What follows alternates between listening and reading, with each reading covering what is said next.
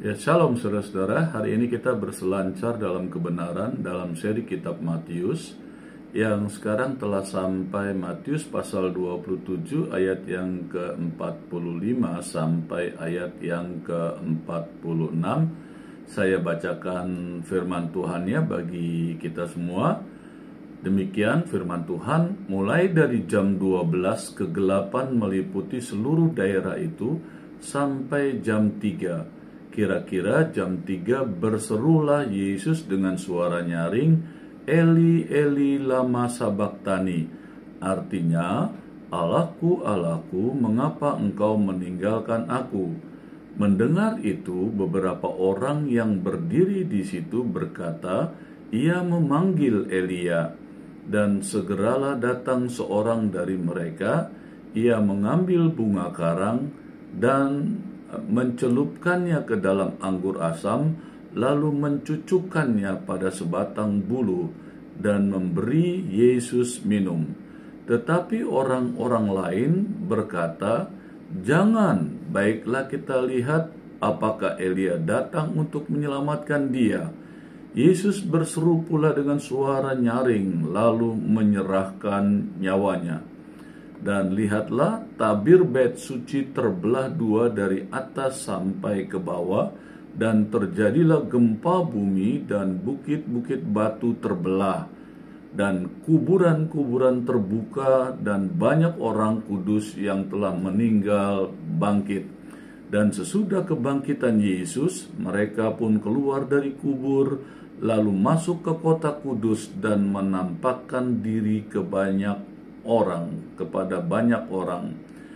Kepala pasukan dan prajurit-prajuritnya yang menjaga Yesus menjadi sangat takut ketika mereka melihat gempa bumi dan apa yang telah terjadi, lalu berkata, sungguh ini adalah anak Allah. Dan ada di situ banyak perempuan yang melihat dari jauh, yaitu perempuan-perempuan yang mengikuti Yesus dari Galilea untuk melayani dia.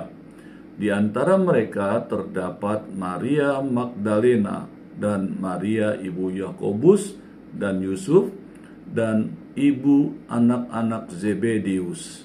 Nah, saudara-saudara, dalam perikop ini ternyata kalau kita bandingkan dengan kitab Markus, ternyata lebih tepat, sepertinya lebih jelas ya penelusuran waktunya ya, dalam catatan waktunya, di mana Markus menuliskan bahwa Yesus disalibkan pada jam yang ketiga, yaitu pukul 9 pagi. Ya, saudara bisa baca di dalam Markus pasal 15 ayat 25. Dan ia mati pada jam ke-9, yaitu pukul 3 sore.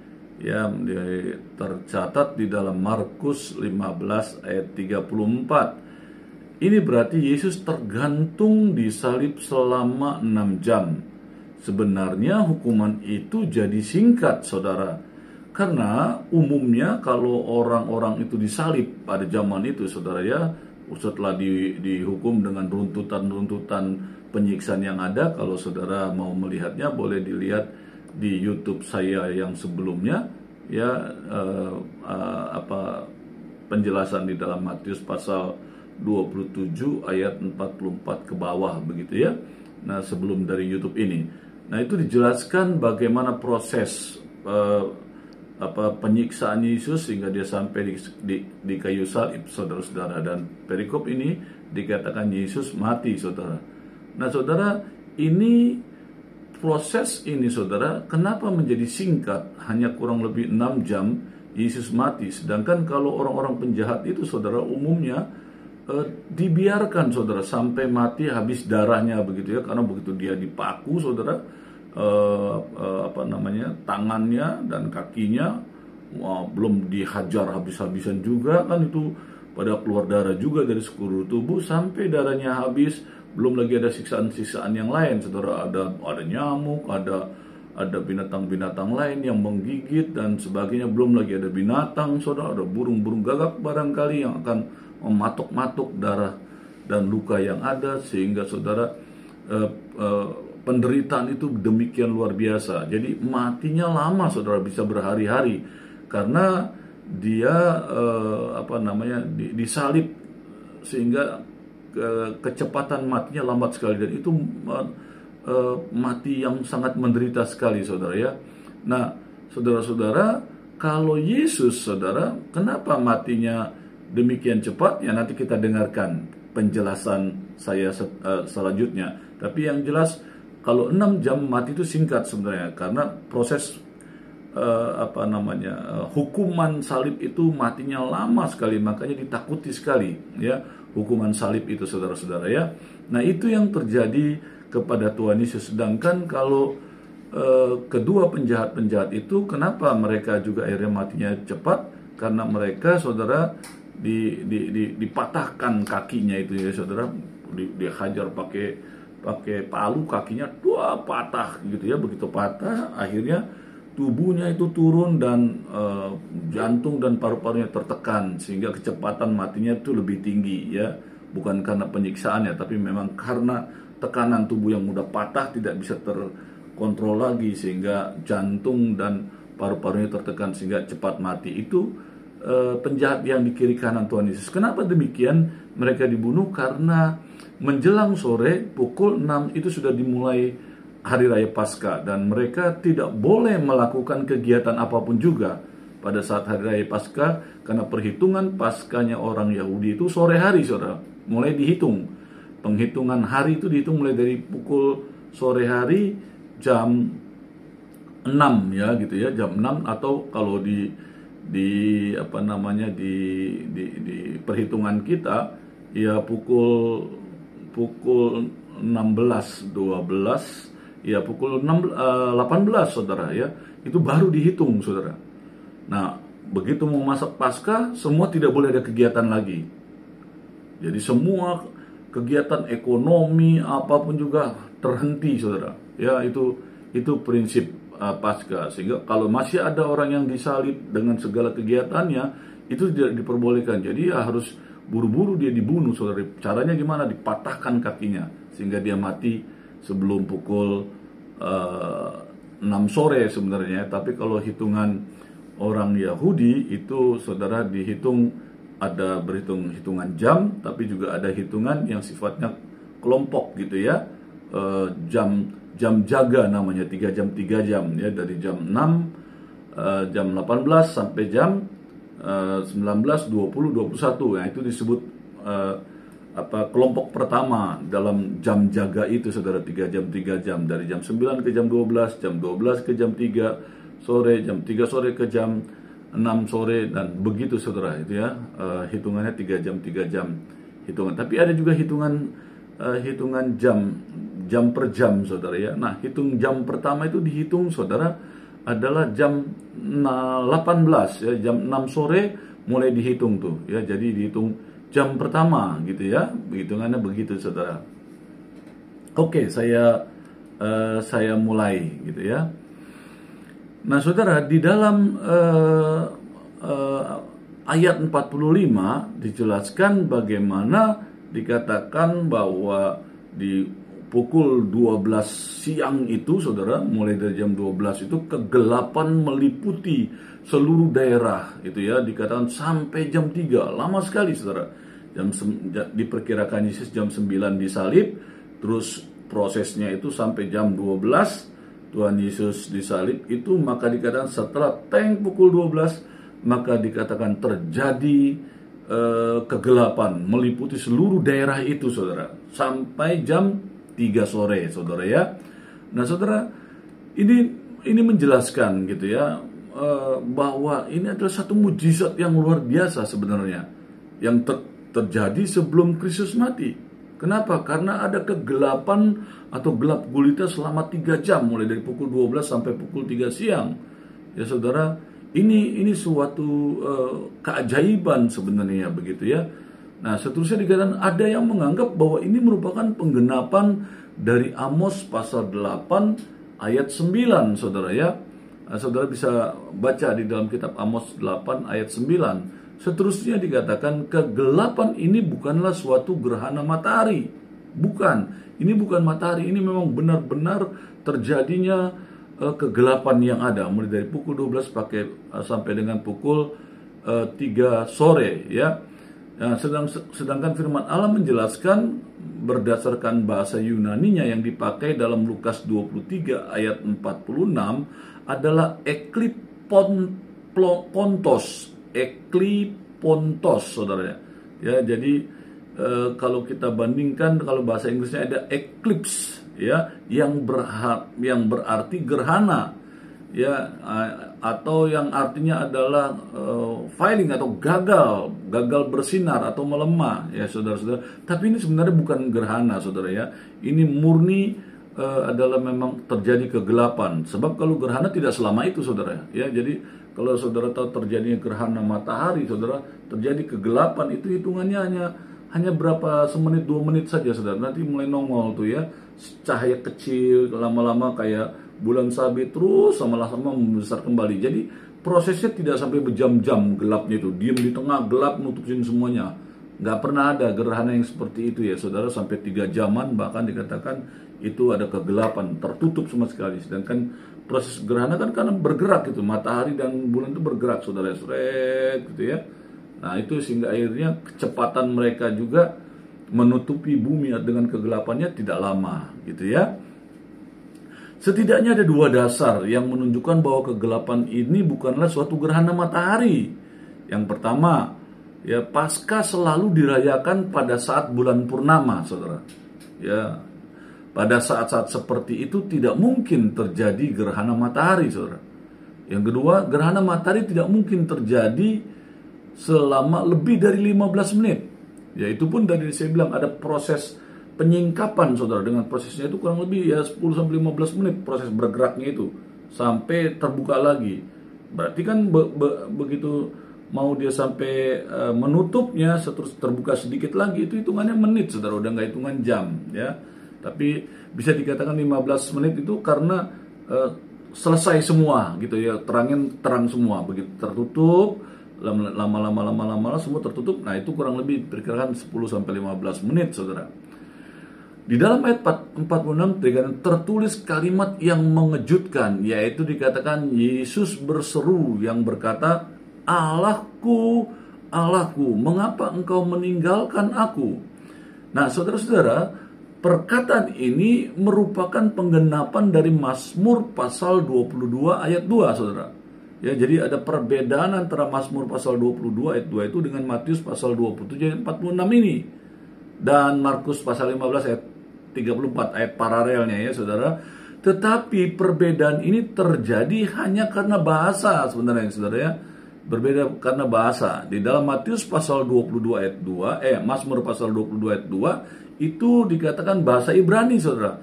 Eli Eli lama asaftani, gitu ya. Itu bahasa Ibraninya. Sedangkan di dalam Matius pasal 27 ayat 46 berkata, Eli Eli lama sabaktani. Itu bahasa Ibrani Aramaik, saudara ya. Jadi Ibrani Aramaik gitu ya. Eli Eli bisa juga Ibrani, tapi lama sabaktani itu bahasa Aramaik, saudara ya. Nah, di dalam Markus pasal 15 ayat 34, nah ini murni ya dikatakan Eloi Eloi lama sabaktani, itu bahasa Aramaik, saudara. Nah, saudara-saudara, di dalam kitab Yohanes 19 ayat 30 dikatakan sesudah Yesus meminum anggur asam itu, berkatalah ia, sudah selesai. Lalu ia menundukkan kepalanya dan menyerahkan nyawanya. Ya, saudara. Jadi ayat ini tidak tertulis di dalam kitab Matius yang baru saja tadi saya bacakan ya, dalam Matius pasal 27 ayat 45 sampai ayat 56 ini. Jadi dikatakan bagaimana Yesus berseru dengan teriakan yang keras, saudara.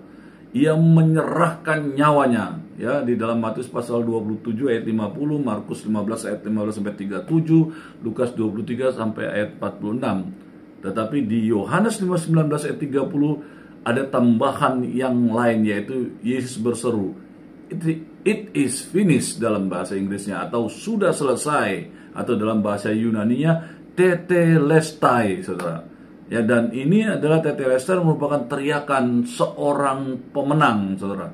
Yesus menyatakan, It is finished, tetelestai, sudah selesai. Artinya segala pekerjaan yang ditanggungkan kepada Yesus untuk karya keselamatan manusia di muka bumi ini, it is finished, sudah selesai. Tetelestai artinya dilakukannya menjadi sebuah kemenangan, menaklukkan dosa, mengalahkan segala tipu daya iblis untuk manusia, supaya manusia boleh dimerdekakan dari hukum dosa, supaya manusia boleh dilepaskan dari ikatan dosa.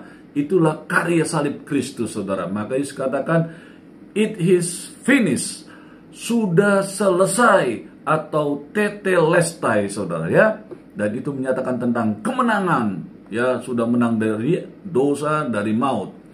Saudara-saudara, Allah Bapa meninggalkan Yesus sebagai Allah dan manusia. Ya, keberatan terhadap pandangan ini, ya saudara, terjadi perpisahan dalam diri Allah Tritunggal. Ya, saudara, sebenarnya tidak begitu, saudara.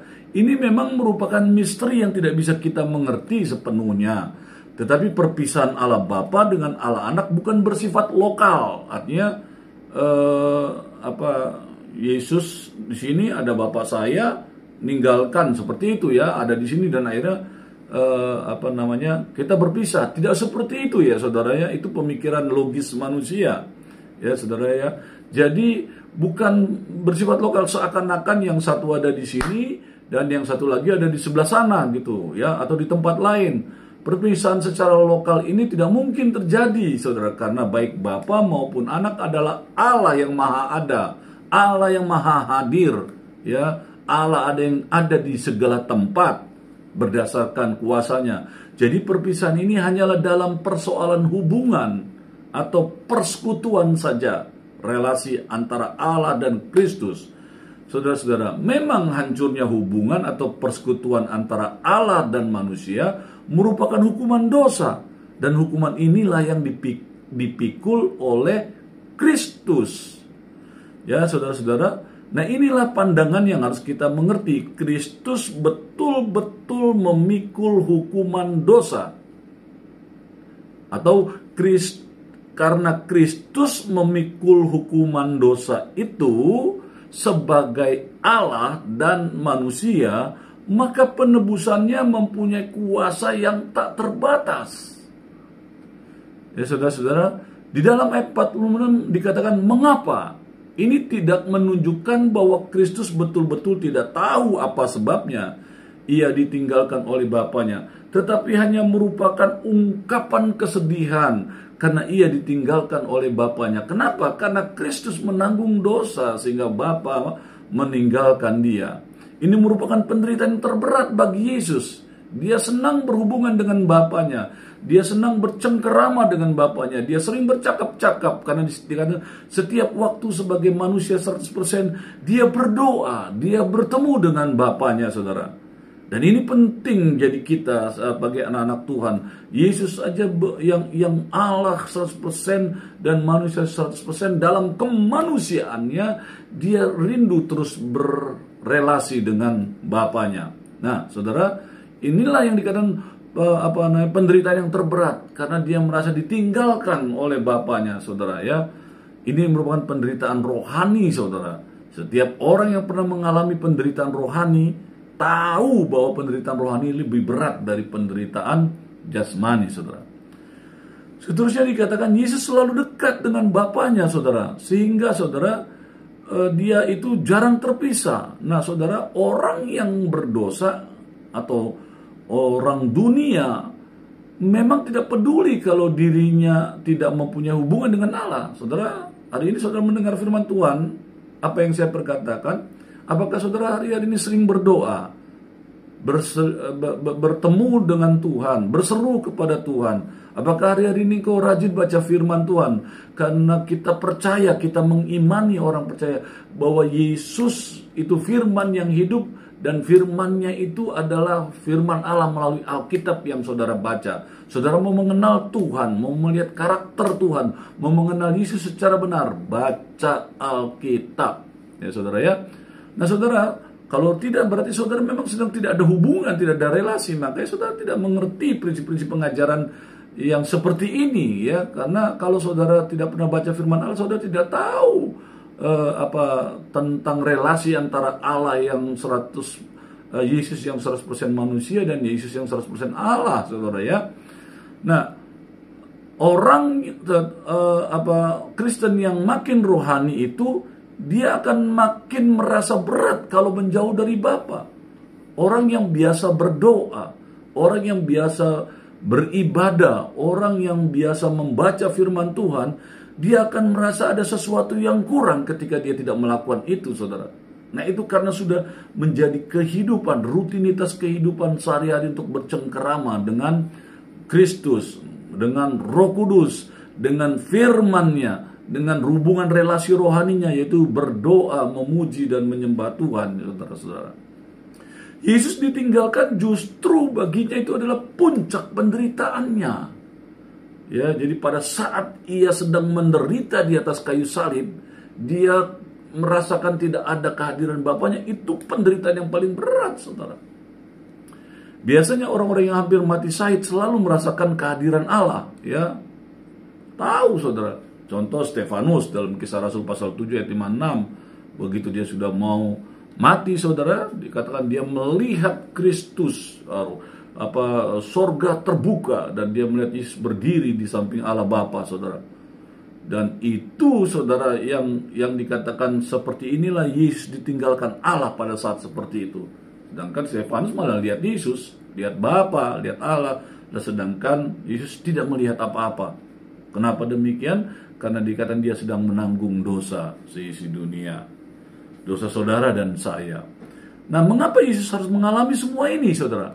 Ya, ini tidak cukup hanya penghinaan saja kah?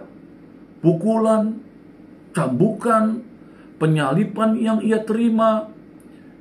Saudara, jawabnya apa? Tidak cukup, saudara.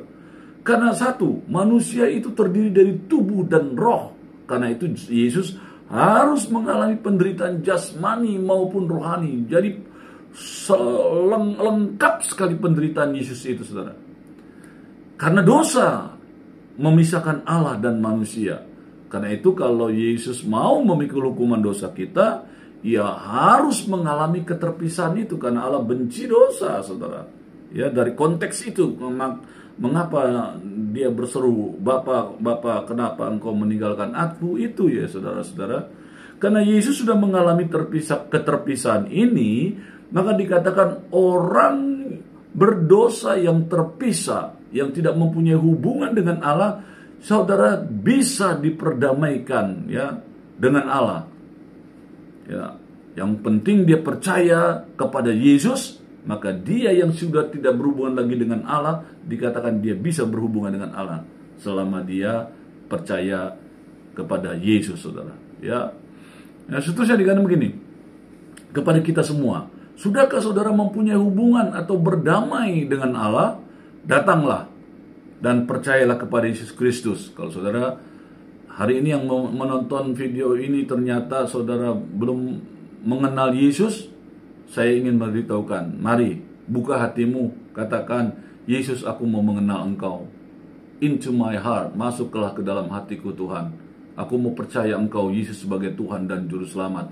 Atau saya, saudara boleh mendengarkan perkataan saya untuk saudara yang belum kenal Yesus dan mau menerima Yesus sebagai Tuhan dan Juru Selamat. Saudara boleh berdoa, Tuhan, aku sebutkan nama saudara dan katakan, aku nama A. Ya, saudara sebut nama saudara. Katakan, aku manusia berdosa Tuhan. Mulai hari ini aku mau percaya engkau Yesus sebagai Tuhan dan Juru Selamat. Ampuni akan segala dosa-dosa saya yang telah saya lakukan. Dan aku percaya korban darah Kristus akan menyucikan aku dari segala dosa-dosaku. Terima kasih Tuhan Yesus. Engkau boleh menerima aku sebagai anak-Mu. Dan aku hari ini mau percaya engkau Yesus sebagai Tuhan dan Juru Selamat. Terima kasih Tuhan Yesus. Amin. Nah, saudara, kalau saudara sudah memperkatakan seperti itu, mulai saat ini dosa saudara sudah selesai, saudara telah menjadi anak Tuhan ya, saudara menjadi pengikut Kristus, saudara menjadi orang yang percaya, dikatakan demikian, ya. Jadi saudara ini penting. Jadi saudara sedang diperdamaikan sekarang dengan Allah. Jadi kalau saudara tidak mau, maka firman Allah katakan kamu akan menjadi seteru Allah atau menjadi musuh Allah.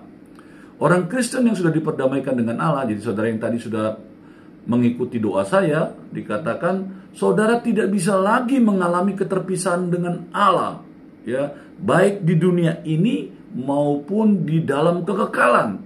Saudara akan bersama-sama dengan Allah, ya. Itu penting, ya, saudara mengertinya.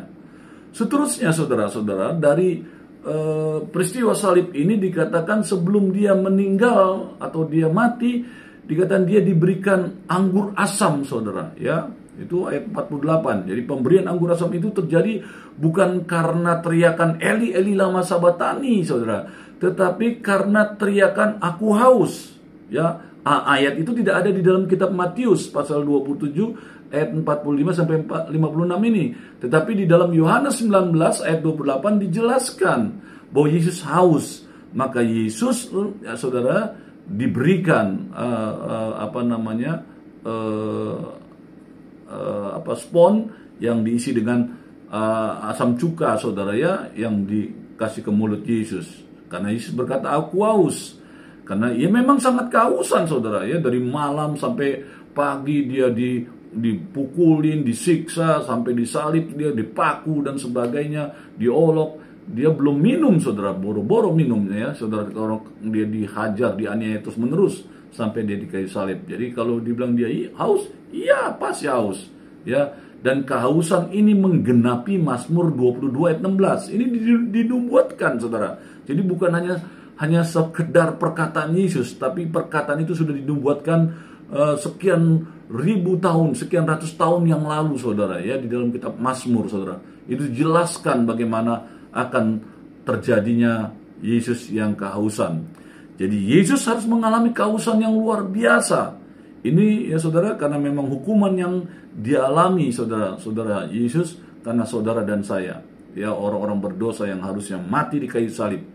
Jadi bandingkan, saudara, di dalam Lukas 16 ayat 24 yang berbunyi, Bapa Abraham, kasihanilah aku, suruhlah Lazarus supaya mencelupkan ujung jarinya ke dalam air dan menyejukkan lidahku, ya, sebab aku sangat dikatakan kesakitan dalam nyala api, ya. Jadi dia ingin merasakan sejuknya lidahnya, air yang dia harapkan. Jadi neraka itu dijelaskan dalam firman Tuhan di dalam Lukas ini bagaimana orang orang kaya ini kehausan, saudara, kesakitan di dalam nyala api yang ada. Saudara-saudara, kalau saudara tidak mau percaya kepada Yesus, saudara akan mengalami apa yang dialami oleh orang kaya itu, saudara, ya. Dan itu telah dinubuatkan, saudara, supaya nubuat dalam Mazmur 69 ayat 22b tergenapi, saudara. Ya, Yohanes 19 ayat 28 di dalam perjanjian baru Yesus haus, ya. Jadi kata-kata dalam ayat 49 tidak betul-betul melarang pemberian minum itu, tidak. Tetapi lagi-lagi hanya merupakan olok-olok saja.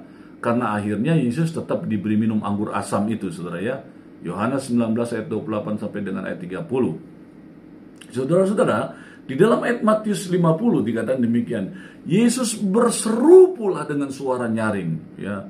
Dan seruannya dikatakan yang pertama, it is finished, sudah selesai, ya. Yohanes 19 ayat 30. Ya, ini menunjukkan bahwa karya keselamatan atau karya penebusan dosa yang ia lakukan bagi kita sudah selesai. Yang tadi saya sudah jelaskan sebelumnya, ya.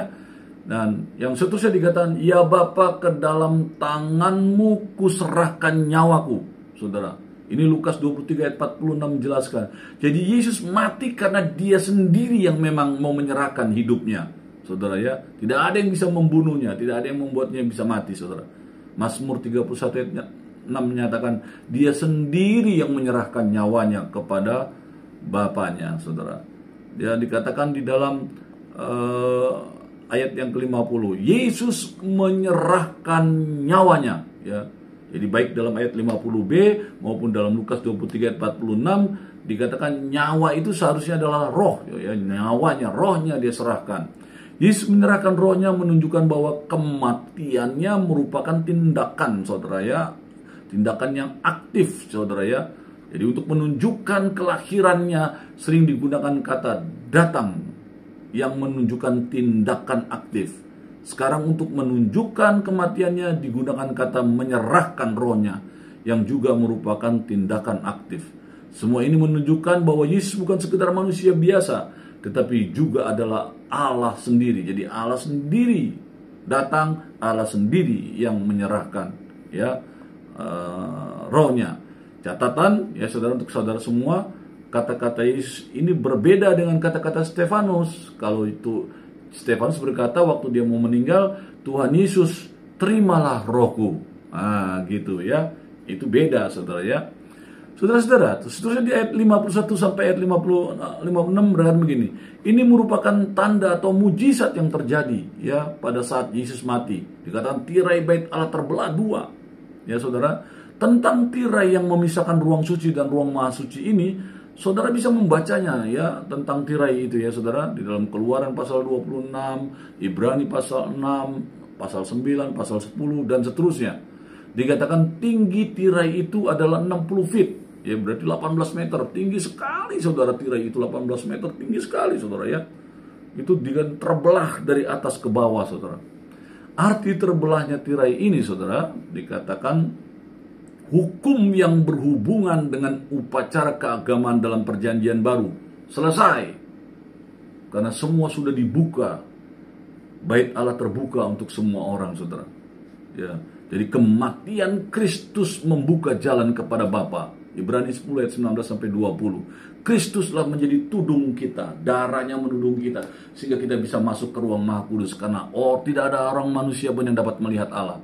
Tetapi karena tudung Kristus, saudara dapat masuk ke ruang Maha Kudus dan saudara bisa melihat bertemu muka dengan muka, tenggelam di dalam kasih-Mu Bapa. Nah itu saudara yang terjadi sehingga kita tidak mati karena ada darah Kristus yang memproteksi kita. Yang seterusnya terjadi setelah kematian Yesus itu adanya gempa bumi saudara.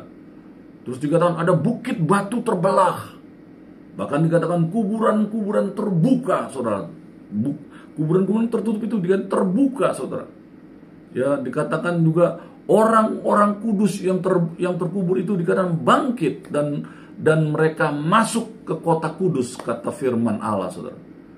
Di dalam ayat 54 ya saudara bisa dibandingkan dengan Lukas pasal 23 ayat 47 sampai 48. Mujizat-mujizat yang terjadi yang tadi saya bacakan itu menyadarkan kepada kepala pasukan yang melihat, bumi terbelah, terus gelap gulita, terus dikatakan ada tirai terbuka, prajurit-prajurit maupun orang-orang yang berkerumun. Tetapi saudara, kita tidak mengetahui apakah mereka bertobat atau tidak. Ya kita tidak ketahui, hanya mereka terkejut melihat kejadian-kejadian yang telah saya bacakan itu ya saudara.